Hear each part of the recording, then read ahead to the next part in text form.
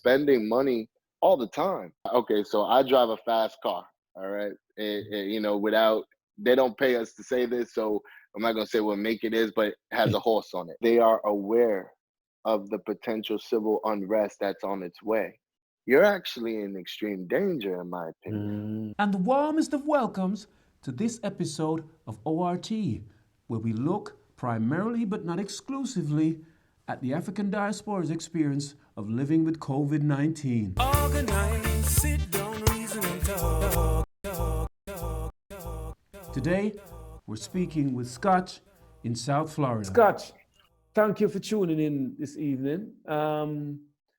Whereabouts My in the pleasure. world are you? Yeah, I'm in South Florida. Okay. Are things over there in terms of COVID-19 and lockdown? All right, so and there's a couple different facets there. So I would take it one step further and say what exactly do you mean the impact to me personally? Like, for And what instance, I don't know what kind of work you do, so whether it's impacted on your work. I mean, just today I was watching a video about some people who were complaining that the mortgage companies really need to come up with some better strategies to support people who aren't working. And then I'd agree. you have some people who cannot stay home because they're in low paid jobs and they have to go in. They have no choice but to go into work. Or well, Absolutely. not even low paid jobs, even people in who work in health and so forth. So it's We're, kind of yeah. just trying to get your perspective on how things are for you. All right, phenomenal. So we're going on the record at this time. Yeah. You're live. You're being recorded, bro. All right. So, yeah, I would totally agree with that because here's the thing: the way, of course, I'm being affected. As far as even with being in the real estate sector, being a part of that. Um, so okay. So I'll tell you what.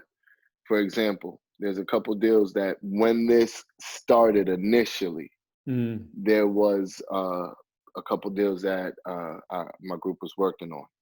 okay. And in one particular case, the husband lost his job, which then changed what they could qualify for. And in fact, once that happened, they ultimately didn't even qualify for the house that they were looking to receive.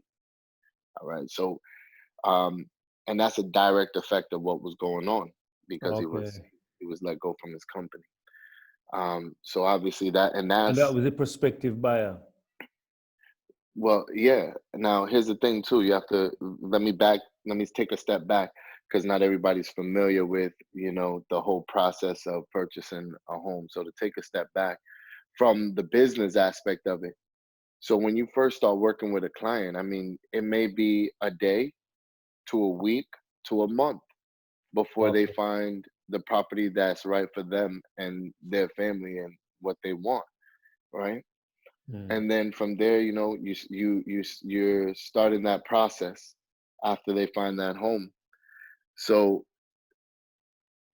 now, can you imagine from the family's aspect? They've been saving up for this home. They're ready to move into this home. They finally find a home that they love. They want to live there. Yeah. This situation happens. Now all of a sudden, somebody loses their job. They're separated from their employer and they lose their livelihood. And all of a sudden, in almost what seems like a blink of an eye, they go from being preparing themselves to move into a dream home to now preparing themselves to just surviving Yeah. and making it to another day. That in itself is detrimental. So that affects me on an emotional level. On a financial level, though, you also have to think about the money that goes into, you know showing homes and kind of doing all the other things that need to be done, and time wise, right? Time is the one commodity that we cannot get back, right? So all the time that's invested, Mm. and then something that happens to no fault of his own, he's separated from his employment, deal falls through because they no longer qualify. Okay. And that's one specific story. Now, in the case of another situation where you have it's a single person that was doing their home, and they weren't fired, they were furloughed, right? So they weren't completely separated, but the fact of the matter still remains. They went from making one amount to now making nothing, to then, okay, they probably have their at this point, unemployment, that kind of thing, but they no longer qualify for a home, you know? Yeah. So that's a direct effect. Yeah.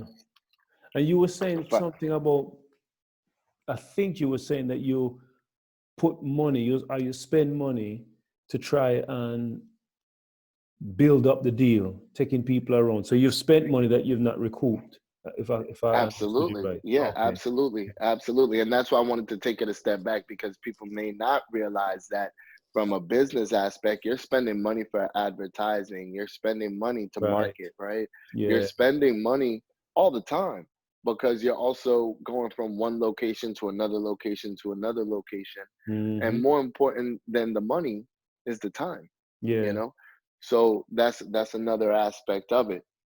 Yeah. So financially, I mean, it's a domino effect that just continues to spread, and at this point, it's not getting any better. Now, on the social level, um, of course, it takes its toll on a social level as well, because you see how things have really really changed.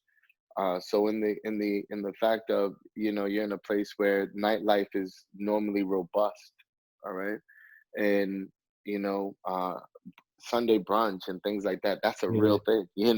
People are shopping to look good for a brunch. Yeah. Um, so which in itself is wild, but that's a real thing. And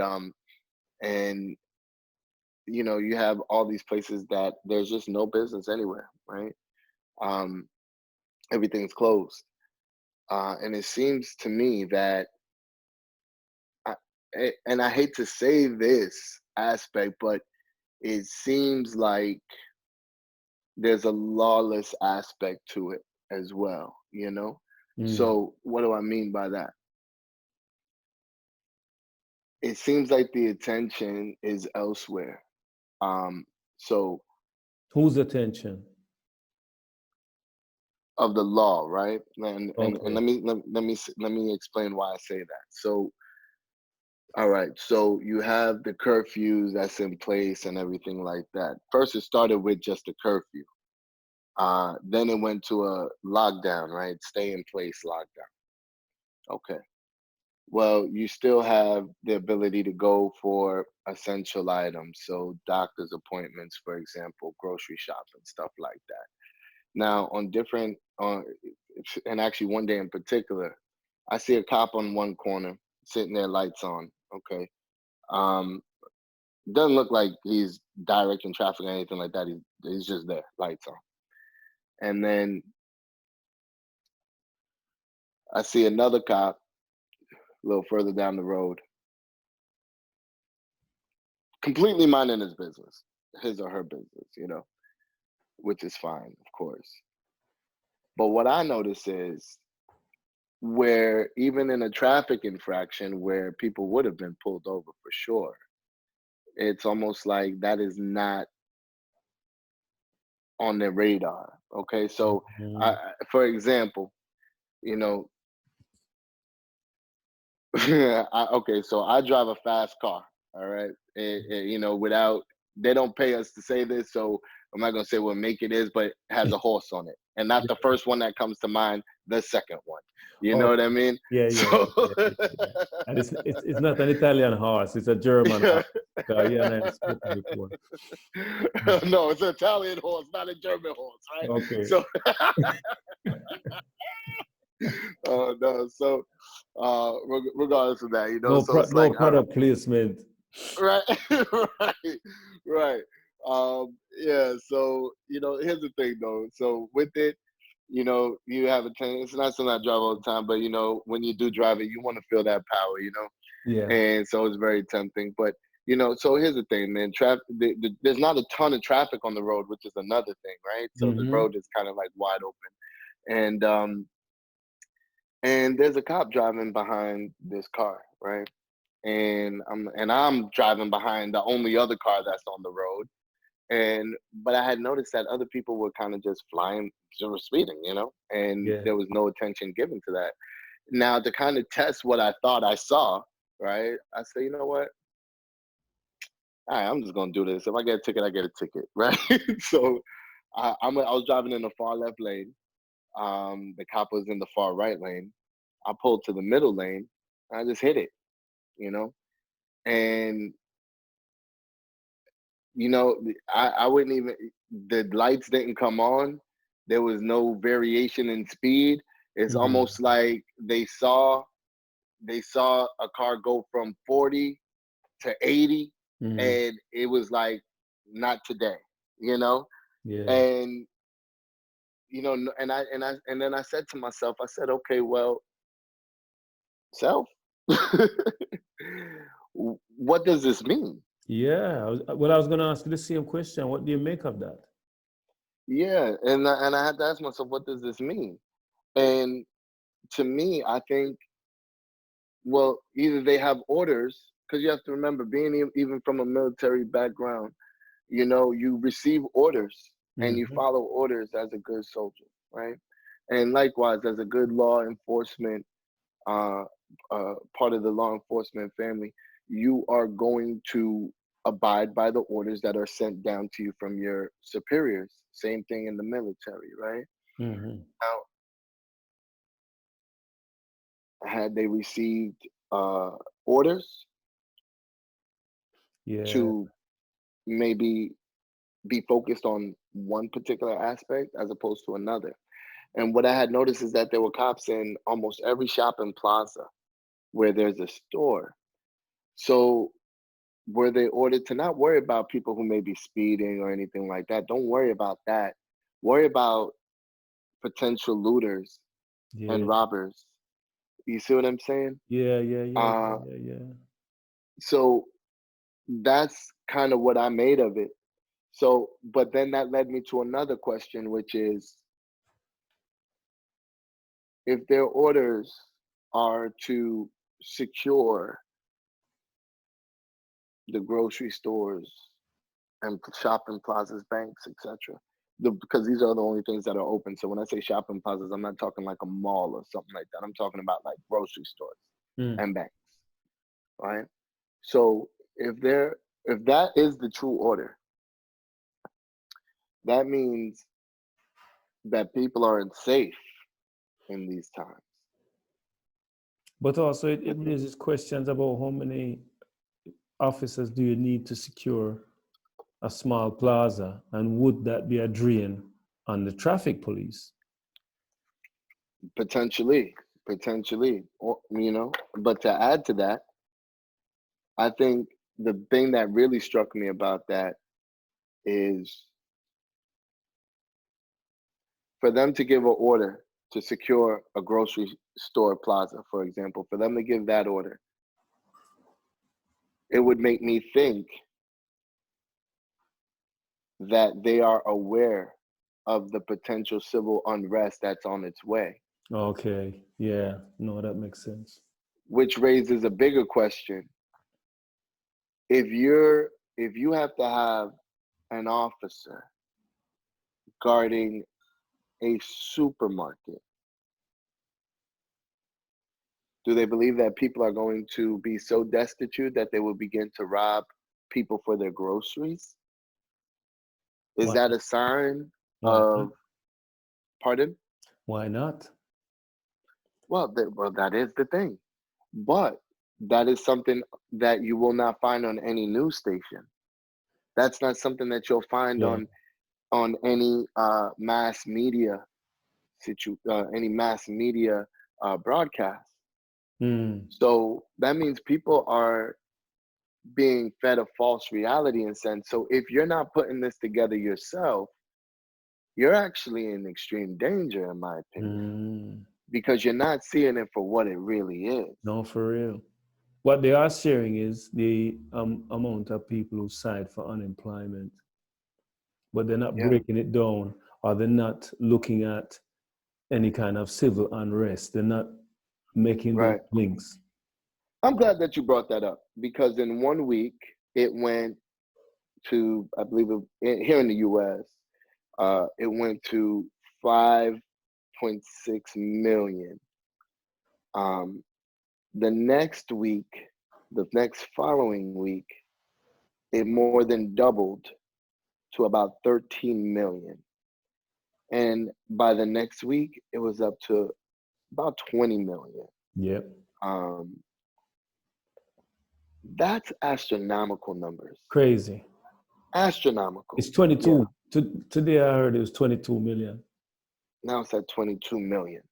Now, here's the question that I raise.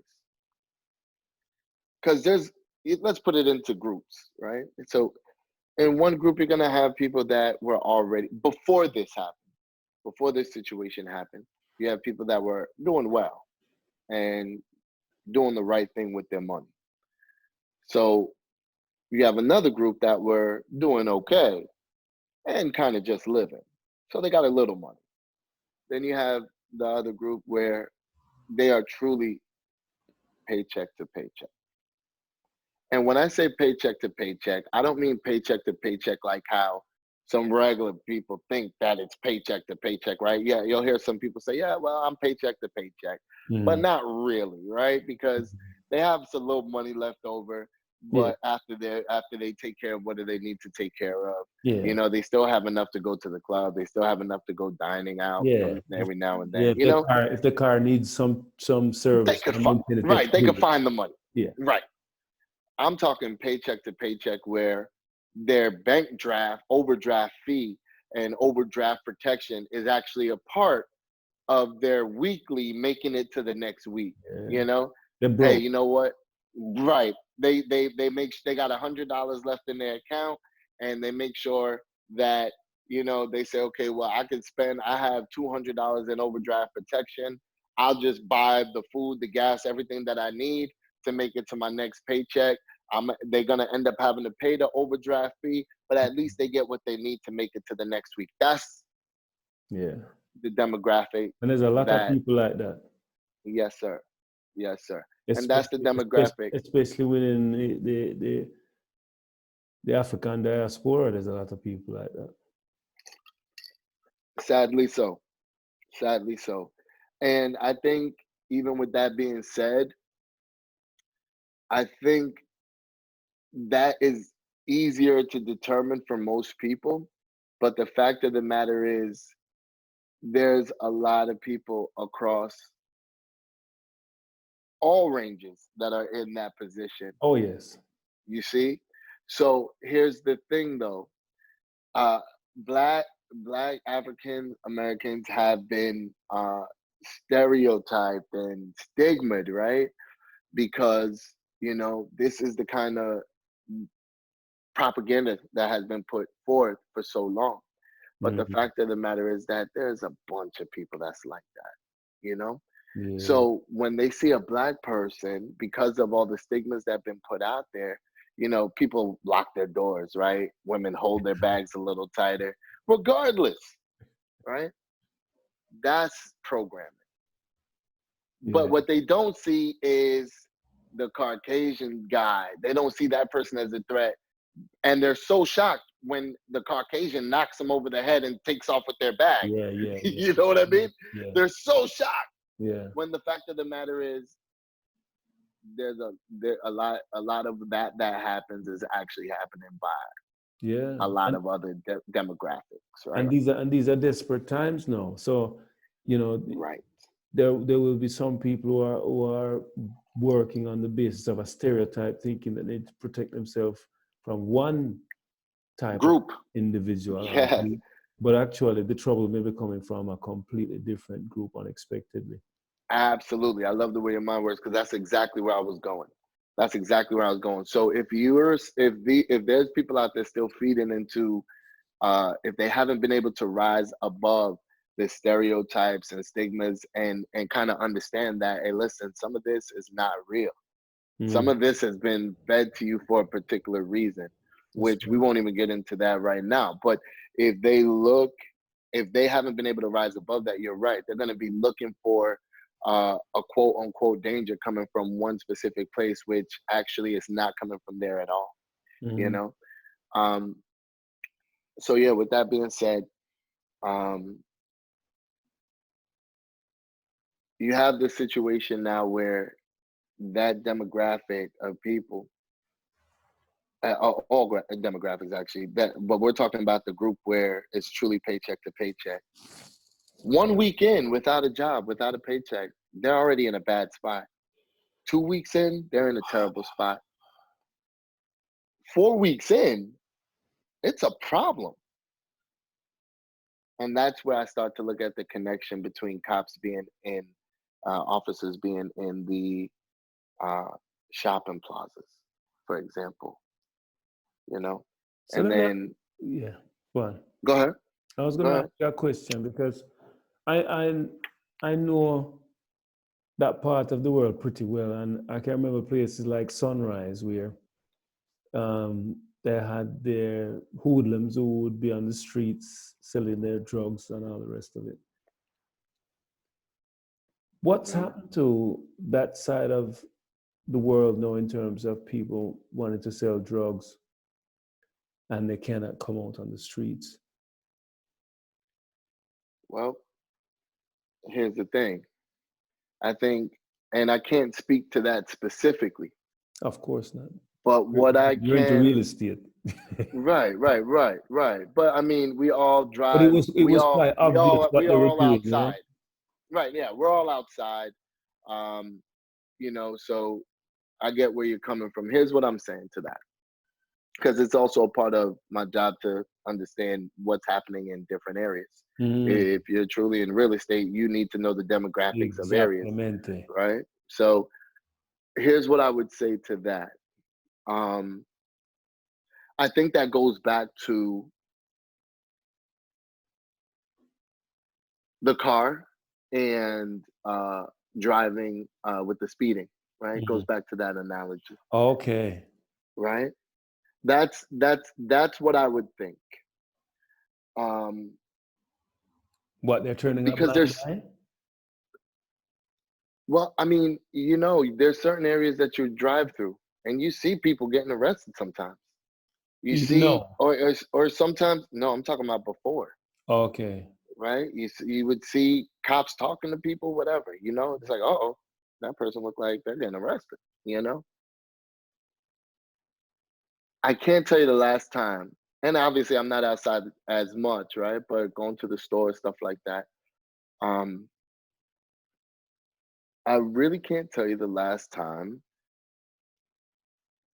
that I saw a cop, an officer of the law, arresting someone. Mm. It sounds like London. London have a similar thing. People speeding. We're not really seeing much police presence. We might see some ambulance fly past, um, not necessarily knowing if it's about they're attending to somebody who has COVID-19, but Right. there just seems to have been this whole relaxation in terms of law enforcement. Puzzling. Yeah, I could agree with that, and it raises questions. If you're looking at it, it definitely raises questions, Mm. right? It So let me definitely ask another raises question questions. then. In terms of people dying from this thing, how has that affected you? Well, you know, so I just actually received a call where one of my aunt's husbands recently passed away. For real? Yes, for real. Prior to that, maybe a few days before that, and I'm kind of going backwards in the timeline, I suppose, but follow me. Uh, Prior to that, about a week before that, I was talking to a friend of mine, and he shared with me that his brother was in ICU. Good guy, was in ICU for had already been there for a couple weeks and wasn't doing very well.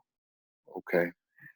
Now, prior to that, uh, one of my friends that I had spoke to, she's in Tampa. She had called to say, "Hey, you remember my friend such and such?" So yeah, said he passed away from COVID. I said, "Are you Whoa. serious?"